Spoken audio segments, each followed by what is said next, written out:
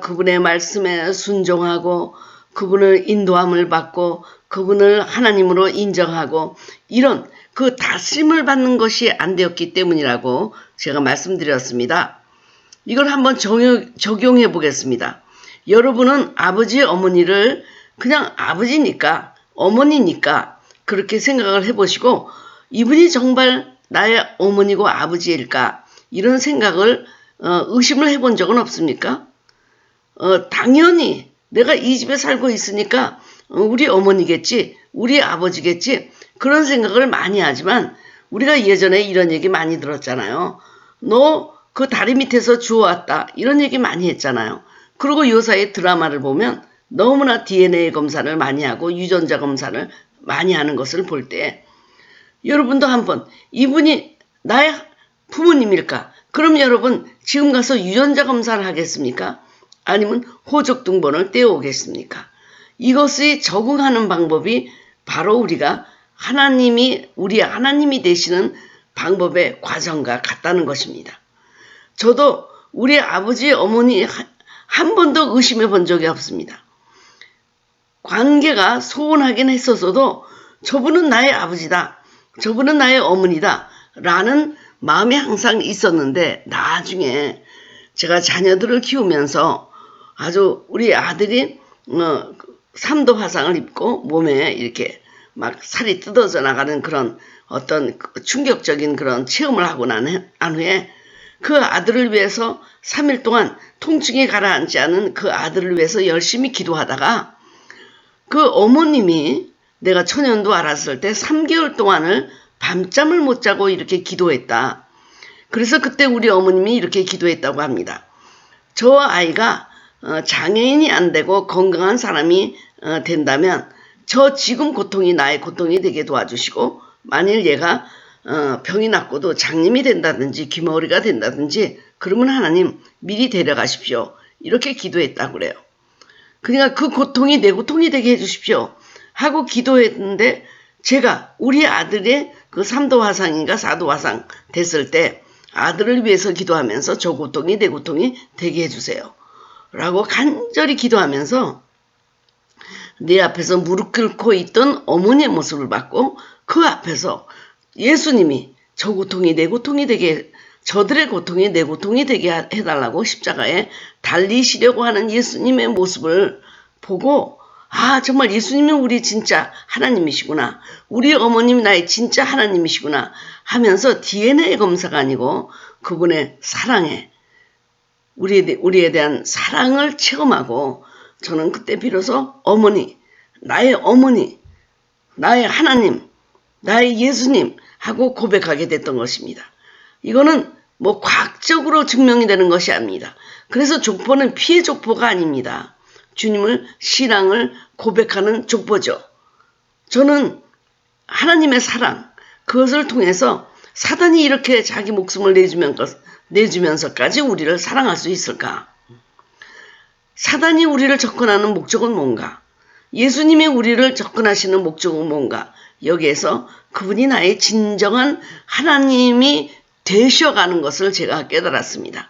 저는 어머니가 수십 년 어머니라고 불렀지만 우리 아들의 체험을 통해서 처음으로 어머니, 나의 어머니. 그때 비로소 어머님이 나의 어머님이 되셨던 것입니다. 제가 그렇게 고백 안 해도 그분은 여전히 우리 어머니입니다.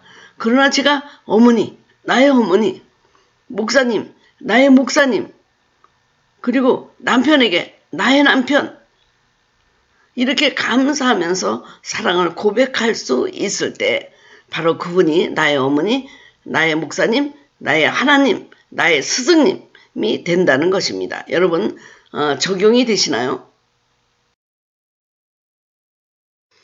그래서 성경을 보게 되면 성경의 주인공은 하나님이십니다.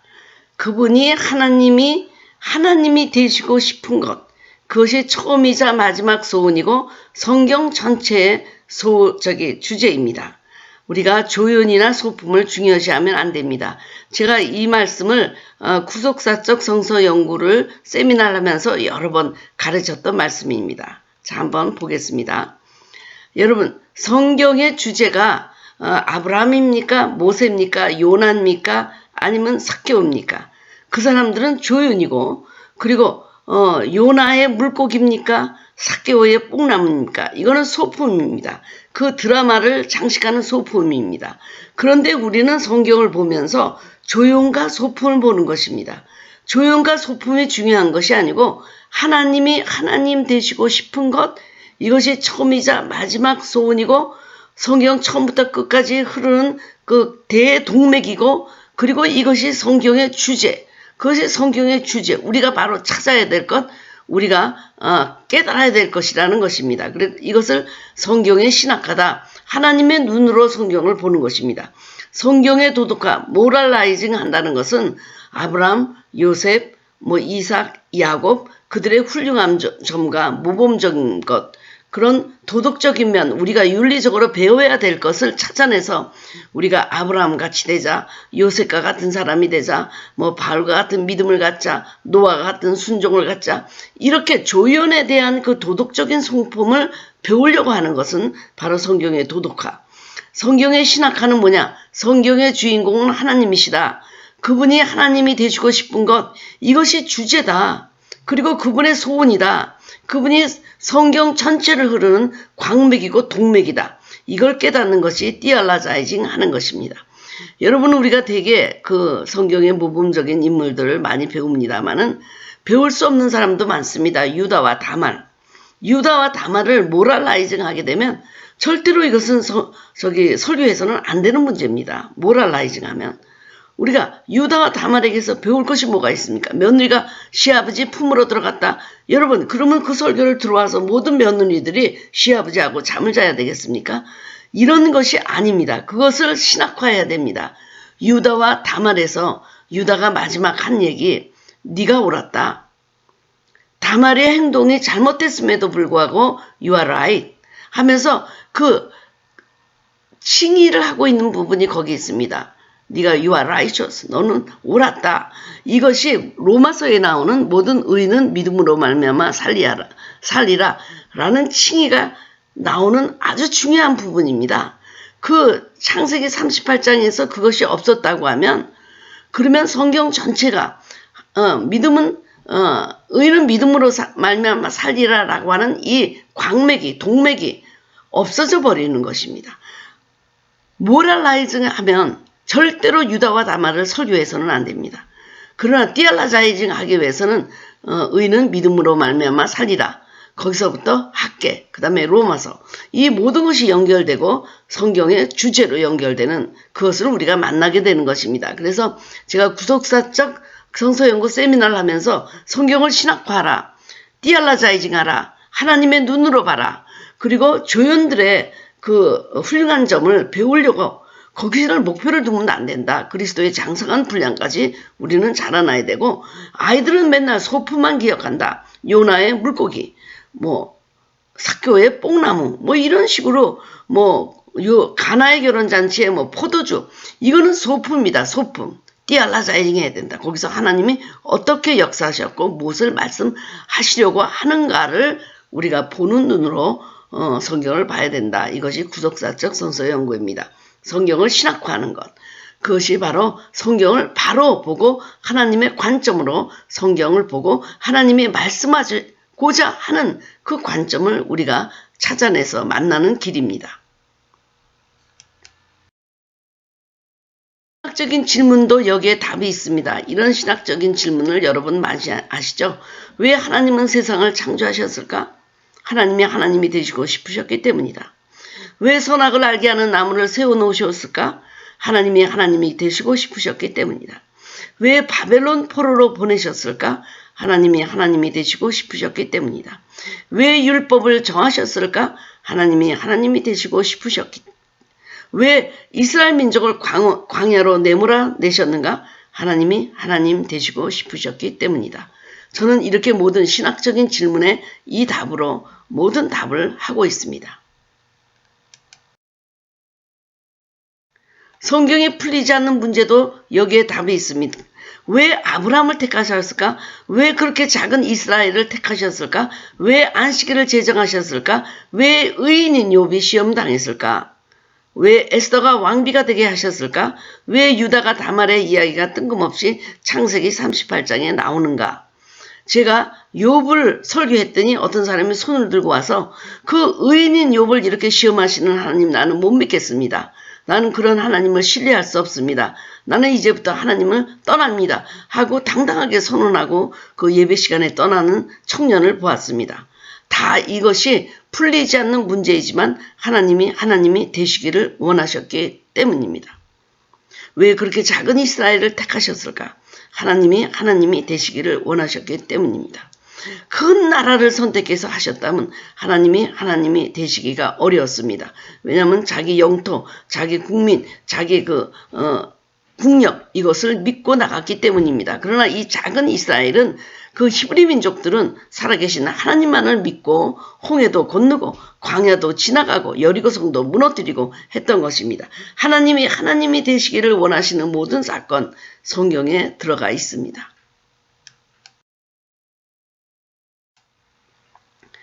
인생에서 풀리지 않는 문제도 여기에 다 답이 있습니다. 왜 그렇게 착한 사람이 일찍 죽었을까? 왜 하나님이 나의 아들을 데리고 갔을까? 우리 성경에 나오는 얘기가 아니라도 우리 일상생활에서 why me? 내가 왜 이렇게 암으로 고생하고 죽어야 되는가? 내가 왜 이렇게 일찍 죽어야 되는가? 내가 뭘 잘못했는가? 이런 모든 것, 악한 사람이 왜 건강하게 오래 살고 부자로 사는가? 이거는 정말 that's not fair. 그거는 정당하지 않다. 그리고 의인과 같은 욥이 고난을 받는 것도 that's not fair. 그것은 정당하지 않다라고 얘기할 수 있지만 하나님이 되시고 싶으셨기 때문이다. 저는 여기 이렇게 대답을 합니다. 그래서 우리는 왜 하고 묻기보다 감사해야 됩니다.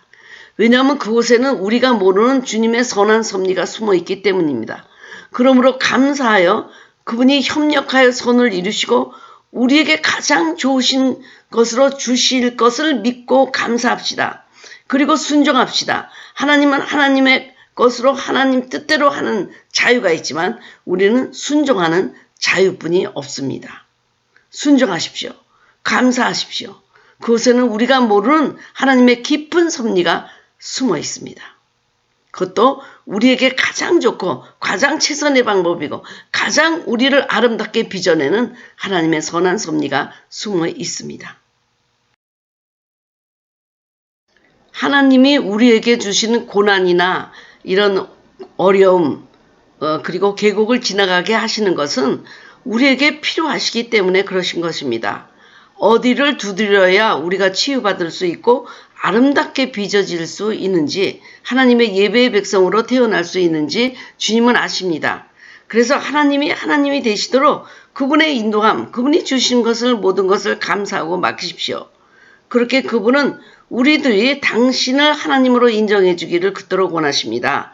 제가 처음에도 말씀드렸지만 이것이 처음이자 마지막 그분의 소원이신데 그분이 우리에게 하는 모든 것은 선한 것이고 모든 것은 우리를 가장 잘 알고 계시기 때문에 가장 최선의 길임을 알기 때문에 주님이 허락하시는 것이므로 감사함으로 모든 것을 받으시기를 바랍니다. 주님의 것이 최선의 것이고 최고의 지혜고 그분이 나를 가장 잘 알고 계신다. 그래서 협력하여 선을 이루시고 어떤 일이 있든지 이것을 하나님은 가장 아름다운 예술품으로 빚어내신다 하는 그런 신뢰를 가지시기 바랍니다.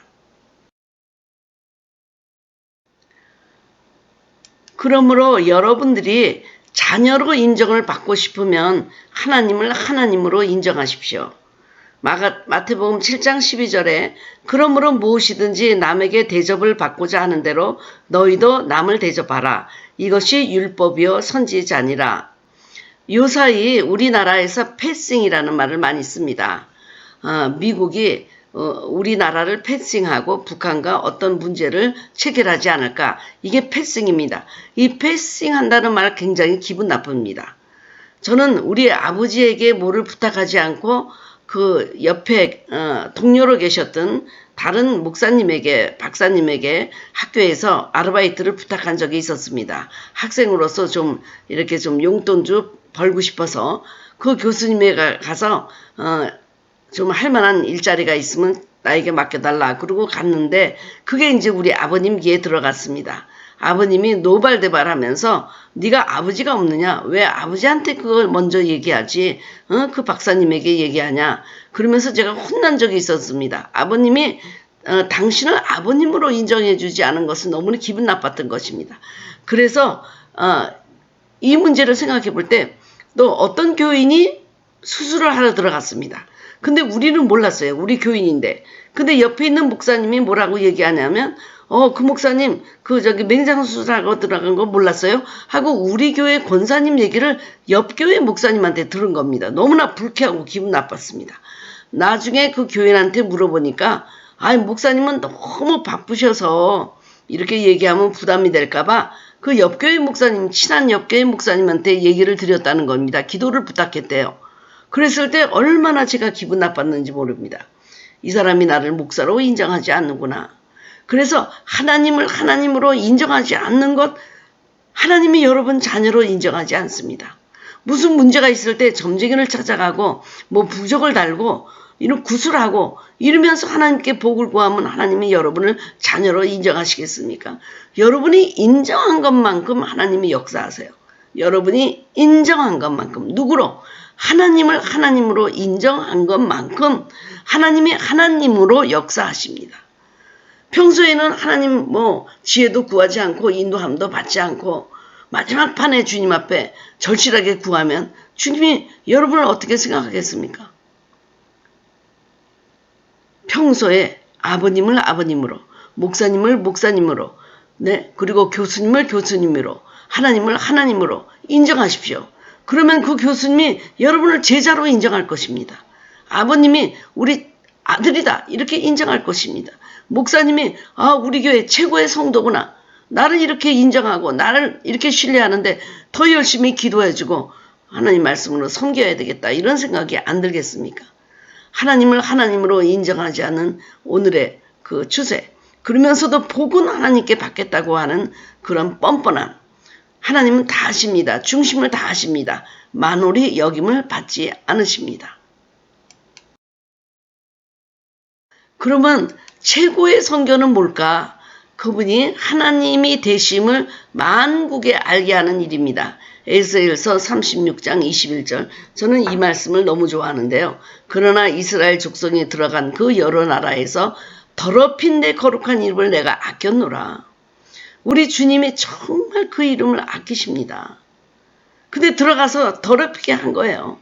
그 사람을 통해서 네가 믿는 하나님 그런 하나님이냐 조롱을 받게 한 것입니다.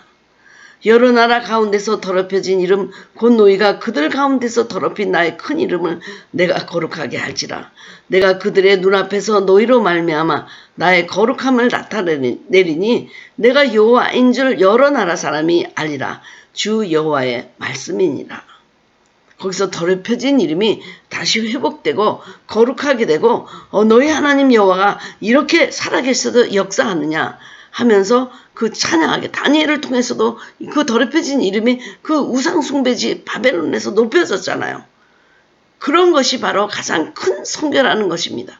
우리가 선교할 때 가서 먹을 것을 갖다 주고 음무를 해주고 이런 것이 아닙니다. 이것도 선행하면서 마지막에 하나님의 더럽혀진 이름을 회복하겠다는 것이지만 가장 아주 최종 정착지면서도 처음이자 마지막은 뭐냐?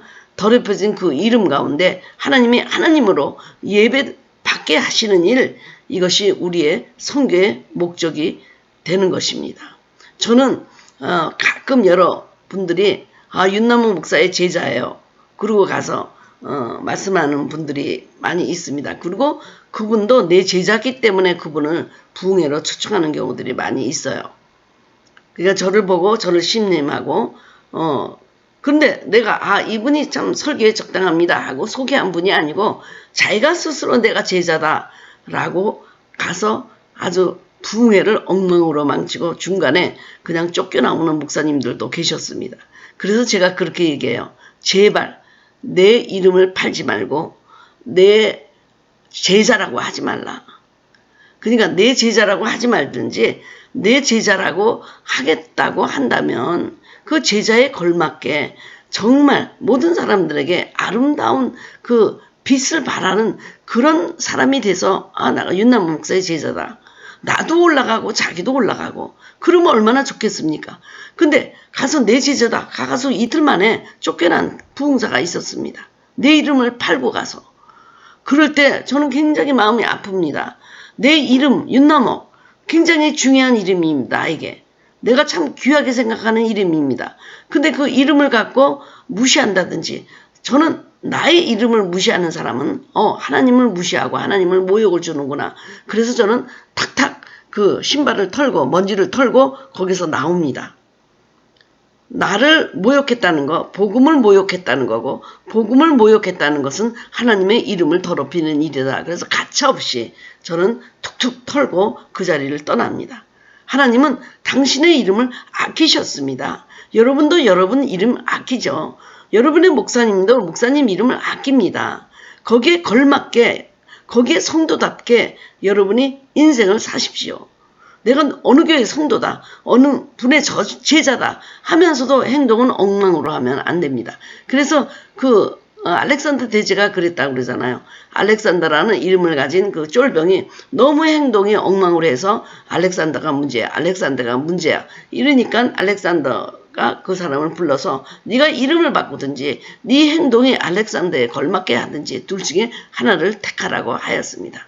저는 가장 마음 아픈 것이 우리 하나님의 이름을 부끄럽게 수치스럽게 다른 사람들에게 나타나는 일입니다. 저는 그러면 정말 그 사람이 아무리 믿음이 좋다, 어떤 공로가 많은 분이다 그래도 저는 탁탁 먼지를 털고 거기를 떠납니다. 가장 제가 싫어하는 거, 이 이름을 더럽히는 거, 이름을 수치스럽게 하는 거. 근데 그것이 하나님의 이름이라고 하면 저는 더욱더 거룩한 분노를 합니다. 탁탁 텁니다. 무조건 텁니다. 거기에 미련을 두지 않습니다. 왜? 하나님이 모욕을 당하셨기 때문입니다.